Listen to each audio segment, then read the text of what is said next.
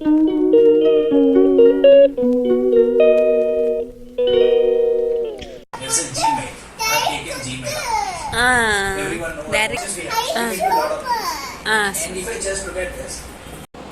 Hello welcome to Panya's kitchen. ఎలా ఉన్నారండి మీరంతా? నేనైతే సూపర్గా ఉన్నాను.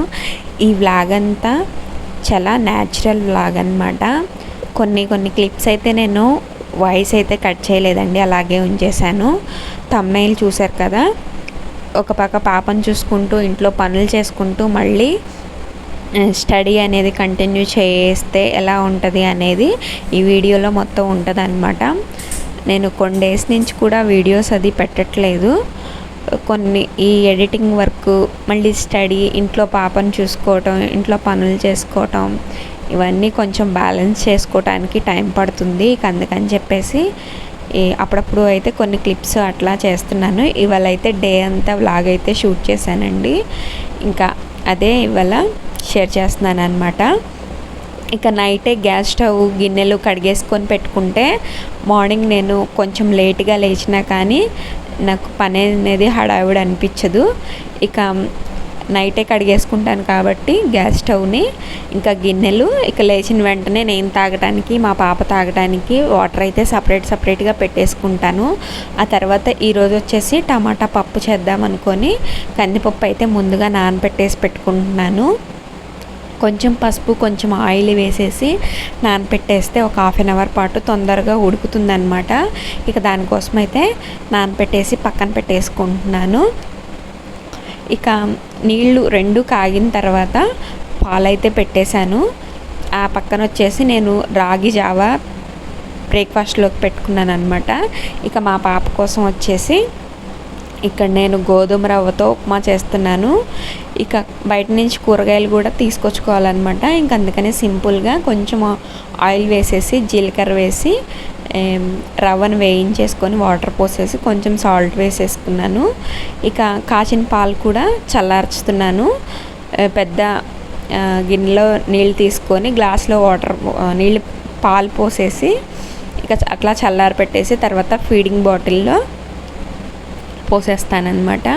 ఇక ఇట్లా అయితే చల్లారి పెట్టుకున్న తర్వాత ఇవి కొంచెం చల్లారుతూ ఉంటాయి. ఈలోపు అయితే నేను ఉప్మా కూడా చేసేసాను కదా, అదైతే మా పాపకు తినిపించేస్తానండి.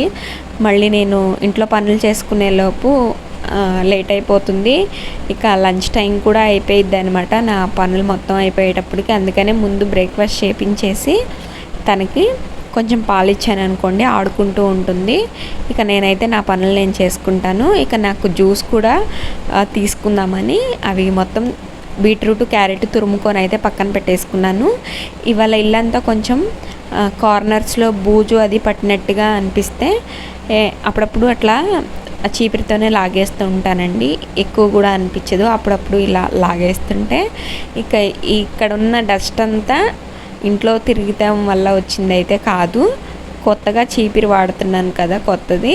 ఇక దాని నుంచి కొంత డస్ట్ అయితే వస్తుంది. దాంట్లోది కూడా ఇదన్నమాట. ఇది 2-3 డేస్ అవుతుంది కానీ చీపిరి ఓపెన్ చేసి ఇంకా డస్ట్ అనేది రాలటం అయితే తగ్గలేదు. ఇక మా పాప బయట వెళ్ళేసి చెత్త చాట అది తీసుకొచ్చేసింది అనమాట. అట్లాంటి చిన్న పనులు చేస్తుంది. ఇక నేను మొత్తం 3 గదులు ఊడ్చేసి తుడిచేసాను అనమాట. ఇక డే బై డే అనేది తుడుస్తాను. ఈ మధ్య కొంచెం వర్క్ ఎక్కువ ఉంది కాబట్టి డే బై డే అది తుడుస్తున్నాను. ఈలోపు 11 గంటల మా పాలతను కూడా వచ్చేస్తాడు. ఇక పాలైతే స్టవ్ మీద పెట్టేసి అవి కూడా కాచేస్తున్నాను అనమాట. పక్కన వదిలేసి వెళ్ళానంటే పాలన్నీ పొంగిపోతే మళ్ళీ గ్యాస్ క్లీన్ చేసుకోవాలి. ఇంక అందుకని చెప్పేసి అక్కడే ఉంచేసి స్టవ్ ఆఫ్ చేసేస్తాను. ఇట్లా పొంగనిస్తే చూస్తానికి చాలా సరదాగా అనిపిస్తుంది. దగ్గరున్నాను అనుకోండి అట్లా ఆఫ్ చేస్తానన్నమాట. ఇక ముందే ఇల్లు తుడిచి ఊడ్చుకునే ముందు నేను బట్టలు కూడా నానబెట్టేసుకున్నాను. అవైతే వాష్ చేసేసాను. కొన్నే ఉన్నాయిలే అని చెప్పేసి వాషింగ్ మిషన్కి వేయలేదు, హ్యాండ్తో వాష్ చేసేసాను అనమాట. ఎప్పటికప్పుడు ఏ రోజుకి ఆ రోజు ఉతికేసుకుంటే హ్యాండ్తోనే వాష్ చేస్తాను. ఎక్కువ బట్టలు ఉన్నాయి అనుకోండి వాషింగ్ మిషన్కి వేస్తాను అనమాట. ఇక ఈ డోర్ మ్యాట్స్, ఈ అవన్నీ డైలీ చేసుకునేవి కాదు, ఎప్పుడన్నా ఒకసారి పనులు చేస్తాను. డోర్ మ్యాట్స్ అవి కొంచెం మురికిగా ఉంటే ఇంకా సర్ఫ్ వాటర్లో నానపెట్టేస్తున్నాను అనమాట. ఇవి బాత్రూంలో ఉండే బకెట్స్, ఇవన్నీ ఈ పనులన్నీ అందరూ ఇంట్లో ఆడవాళ్ళు చేసుకునే పనులండి. పెద్ద షేమ్గా ఫీల్ అవడానికి కూడా ఏమి ఉండదన్నమాట. అప్పుడప్పుడు మనం చేసుకునే పనులే కదా అని నేను కూడా ఇవి న్యాచురల్ వ్లాగ్లా ఇంక్లూడ్ చేసేస్తున్నాను. ఇక సపరేట్గా ఇంట్లోకి బయటికి షింక్ దగ్గరికి అని 4-5 డోర్ మ్యాట్స్ అవి ఉంటాయి కదా, ఇక అవైతే సర్ఫ్లో పెట్టేశాను మొత్తం. ఇక అవన్నీ వాష్ చేసుకొని ఇంట్లోకి వచ్చేసరికి మా అమ్మాయి మళ్ళీ యథావిధిగా అన్నీ పరిచేస్తా ఆగం చేసిందనమాట. ఇంకా మేము లంచ్ కూడా చేసిన తర్వాత థంబ్నెయిల్లో చూశారు కదా ఈ స్టడీ అంటే మా పాప పడుకునే టైం ఉంటుంది కదా అని చెప్పేసి ఒక 1 అవర్ 1.5 అవర్ నేను క్లాసెస్ ఫాలో అవుతున్నాను. ఇవన్నీ ఆల్రెడీ విన్న క్లాసెసేనండి, ఇవి మళ్ళీ రివిజన్ లాగా చేస్తున్నాను అనమాట. ఎందుకంటే మా పాప స్కూల్ జాయిన్ అయిన తర్వాత బ్యాక్ టు జాబ్ అన్నట్టు కొంచెం అయితే ప్రిపేర్ అవుతున్నాను. ఈ క్లాసెస్ అన్నీ నేను ఆల్మోస్ట్ విన్న క్లాసెసే, అందుకని చెప్పేసి అందులో మా పాప పడుకోలేదు, అందుకని చెప్పేసి రివిజన్ క్లాసెస్ లాగా వింటున్నాను అనమాట. అయినా ఎట్లా సతాయిస్తుందో చూడండి. కానీ పిల్లని ఇంట్లో పెట్టుకొని మనం ప్రిపేర్ అవ్వటం అంటే చాలా కష్టము. నార్మల్గా విన్న క్లాసెసే కాబట్టి ఇలా చేస్తున్నాను. ఇవి తను చేసే అల్లరి, నేను నా స్టడీ టైము, కొన్ని అయితే క్లిప్స్ అట్లాగే ఉన్నాయి చూడండి, వాయిస్ పెట్టేస్తున్నాను. డైరెక్ట్ బుద్ధే లేదు.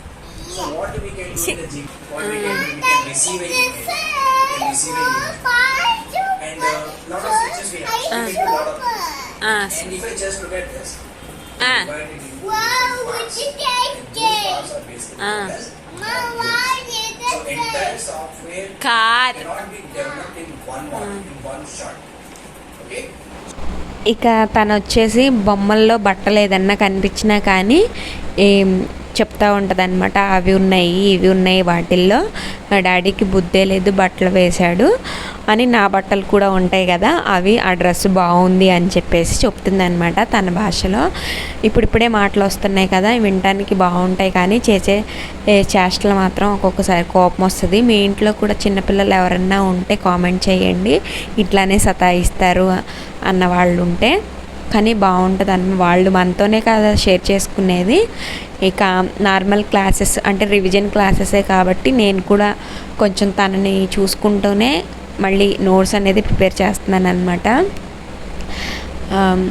తప్పదు కదండి, పాప స్కూల్కి అయిపోయిన తర్వాత మళ్ళీ మన కెరియర్ని స్టార్ట్ చేసుకోవాలంటే ఇట్లాంటి కొంచెం కష్టమైనా కానీ తప్పదు.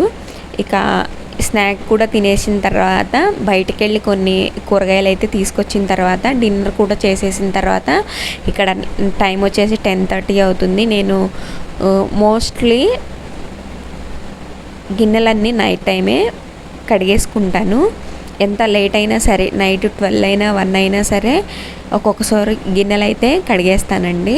ఇక నాకు మార్నింగ్ లేచిన వెంటనే హడావుడి అనిపించింది అనమాట. కిచెన్ కూడా చాలా నీట్గా ఉందనుకోండి, అంత ఇబ్బందిగా అనిపించదు. మార్నింగ్ లేవగానే బ్రేక్ఫాస్ట్ చేసేసుకోవడమే అన్నట్టుగా ఉంటుంది. ఇక షింక్ కూడా క్లీన్ చేసేసాను అనమాట.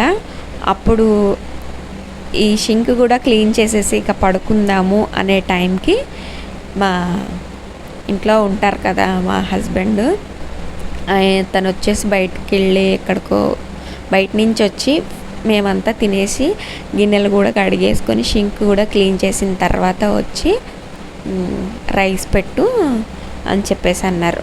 మళ్ళీ అన్నం వండాలన్నమాట.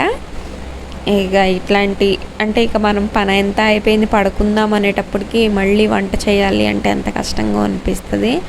తప్పదు, ఇంకేం చేస్తాం. ఎవరి పనులు వాళ్ళు చేసుకునేటట్టు కూడా ఉండరు. ఒకరి మీద డిపెండ్ అయితే ఇక మనం దేన్ని సాధించలేమేమో అనిపిస్తుంది అన్నమాట.